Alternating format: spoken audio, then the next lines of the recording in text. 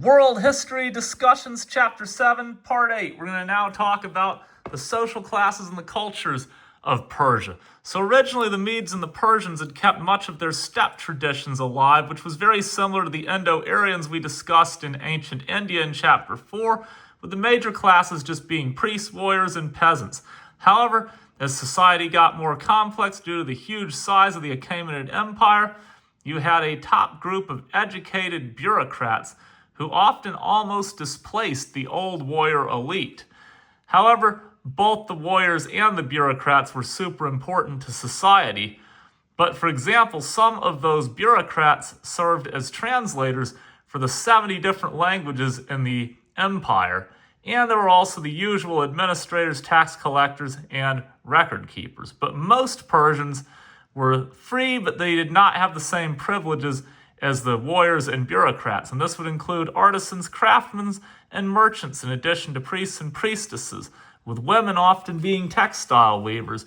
In rural places, both peasants who owned land and landless cultivators who worked on other people's land were common. Free residents in rural areas could move and marry as they wish. They could move to cities for better opportunities or join the military. They could also build irrigation systems out in the dry rural areas, and the Qanat was one of the most important of these, which was an underground tunnel bringing water to the fields with minimal loss through evaporation. There was also a large class of slaves, mostly prisoners of war as usual, who basically also there were free subjects who could not pay off debts. All slaves were the property of the individual or the state or institution. They could not move or marry at will, but existing family units did usually stay together, and most were domestic servants. Only a few actually had to work the fields. And now I'm going to go back to my favorite map of just how big the Persian Empire were. That's the first Persian empires, the Achaemenids and the Seleucids right there. And we're going to talk about how agriculture was the foundation of Persia. And there were some super fertile places such as Egypt, Mesopotamia, Anatolia, and India in this empire. And in addition to wheat and barley, which were the main crops, you also had peas, garlic, onions, cucumbers, apples, pomegranates, pears, and apricots. Most years, the agricultural surplus far surpassed what was needed, and much of it went to the royal court, where it was used for huge banquets, sometimes with up to 10,000 guests. Also, I mentioned that Lydia had the first standardized coins, and they standardized coins, making them all weigh the same, so you wouldn't have to weigh them at all the trade centers in 640 BCE. And then in 546 BCE, our catchy opener, when Cyrus conquered Croesus and brought Lydia into the Persian Empire, Persia standardized the coins as well. Trade was facilitated not only on the royal roads, seen there in purple, but on many other roads as well. And here are the things that were being traded. From South Asia, you had gold, ivory, and aromatics.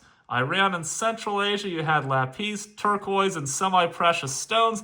Mesopotamia and Iran, you had textiles, mirrors, and jewelry.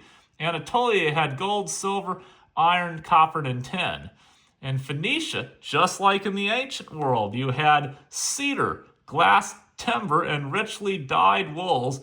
Arabia had spices, Egypt had grain and linen textiles and papyrus, and Egypt also had gold, ebony, and ivory from Nubia to the south of Egypt, which we talked about in Chapter 3. Long-distance trade really picked up after Alexander the Great's conquest. Now we're talking about the Seleucid Empire, and as I mentioned, the Parthians, when we get to the later Persian empires, were major facilitators of trade on the Silk Road, and even the final Persian Empire, the Sasanians, maintained the trade routes between East Asia and the Mediterranean.